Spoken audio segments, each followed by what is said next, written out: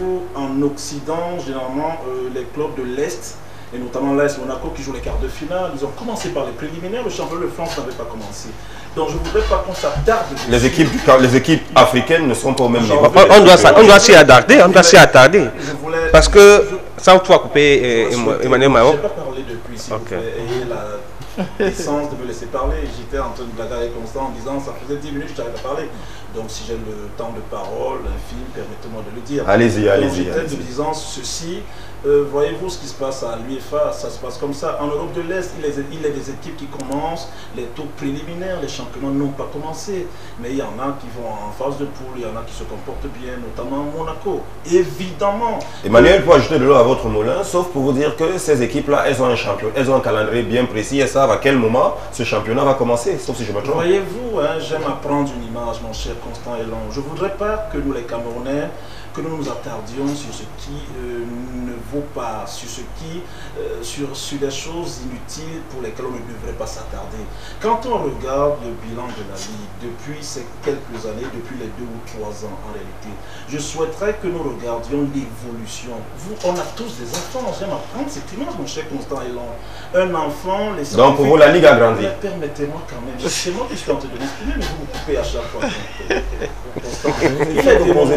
Il est démontré que généralement, quand un enfant naît, il grandit, les filles, elles commencent à marcher un peu plus tôt que les garçons. Mais si d'aventure, votre fille, à 9, 10, 12 mois, il lui arrivait de ne pas marcher, mais nous les parents, on ne l'obligerait pas de suite à marcher, on la mettrait debout, que ce soit une fille ou un garçon, enfant, et on l'aiderait à marcher. Il est souhaitable quand même, et c'est ça le plus important. Évidemment qu'aucune œuvre humaine n'est parfaite, même en Occident, même là où ça se fait de plus, les gens justifie quoi comme il se doit. Mais je voudrais quand même que nous retenions une chose. Je ne parle pas ici en lieu et place de la Ligue, mais je voudrais que nous sachions que l'évolution positive, parce que mon expression est en train d'être faite, et puis on tend progressivement au professionnalisme. Mais quand vous indexez la Ligue, indexez d'abord les clubs, parce qu'en réalité, la Ligue organise le championnat. Mais il ne prend pas des mesures qu'il faudrait. Je veux l'avouer. Avant d'évoquer le cas d'honneur que nous connaissons tous, qui est un caillou dans les chaussures de la Ligue, dans l'organisation du championnat au Cameroun, il faut quand même reconnaître qu'il y a des choses qui marchent mal. La Ligue ne peut pas concevoir, dire qu'on a transformé les clubs en social objet sportif. Et la même Ligue dit que si vous n'avez pas achevé votre mutation, monsieur, je ne fonctionne pas avec vous. On est tout à fait d'accord sur le principe. Et après, depuis 3 ans, depuis 2 ans, depuis 2 ans pour être exact, depuis 2 ans, la mutation n'est pas effective. Les championnats s'organisent. Je ne comprends pas pourquoi. Laissez-moi finir mon chapelet. On va y venir certainement dans les débats. C'est pas ça. Ce ne sont pas les informations. Que je m'exprime. Il a été dit au journal de 13 Permettez que je vois que ce contrat sera finalisé avec le général dans les semaines qui suivent.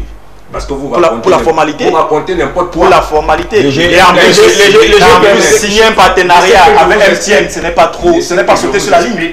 Ce n'est pas sauter sur la ligne. Aller à la présidence. Parce que la première exigence de MTN, c'est de reprendre le championnat des jeunes.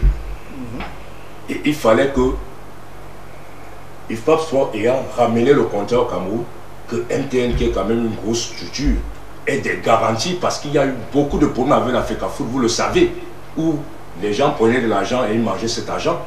Ça, il faut qu'on vous le dise. Mais maintenant, MTN a donné des prérogatives. Il fallait que IFAB soit ayant travaillé sur le dossier, avant même la signature avec la Ligue, vous ne le savez pas.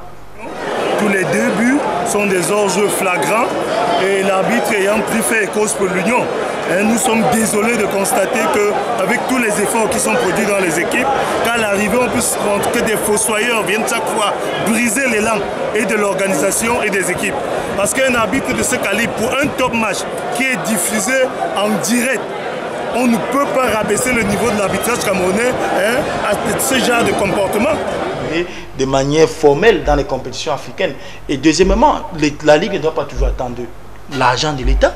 La Ligue, dans son cahier des charges, devait elle-même chercher à s'auto-financer, à chercher les partenaires. Voilà un partenaire qui est déjà là, il y a quelque chose de salutaire. Mais je pense que c'est un peu tardif. Et en plus, il y a trop de décisions qui sont prises par la Ligue, en plus qui sont abandonnées. On nous a dit cette saison, en début de saison qu'on ne devait pas jouer sur le C'est terrain. non gazonné. Un coup, on nous annonce que désormais, on va jouer à Bafan, on va jouer à Tchang, on va jouer. Ça ne fait pas sérieux pour un championnat. Ça ne fait pas sérieux, même en Côte d'Ivoire où il faut. On ne joue pas sur du terrain nu. On ne joue pas, aucune télévision. Rien retransmis sur les bouquets Canal+. Aucune télévision sérieuse ne peut accompagner le championnat. Quand on sait, quand on a les images qui nous viennent de l'Ouest, quand on a les images qui nous viennent de l'arrière-pays, je pense qu'aujourd'hui, il ne faut pas tout le temps trouver des excuses à la Ligue. Je pense que la Ligue aujourd'hui accuse un grand retard dans son cahier des charges. Je pense qu'il va falloir qu'elle se mette rapidement au travail, qu'elle cherche les financements, qu'elle encadre les clubs et surtout qu'elle fasse des programmations qui respectent les normes internationales. Ce n'est